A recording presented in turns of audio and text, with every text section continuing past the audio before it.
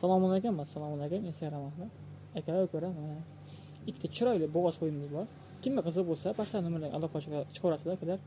Xo'p, akalar, qo'y haqida og'zimcha ma'lumotlar berib o'tamiz. Mana bu birinchi turgan sap-sariq qo'yimiz, bo'ylari 85. U orqasidagi ham bo'ylari 85. Birinchidagi shu qo'yimizni 3-chi qoringa bo'g'oz deyapmiz. Uni orqasidagi 2-chi qoringa bo'g'oz. Akalar, qo'y namangan turibdi, bo'g'ron qishlog'ida.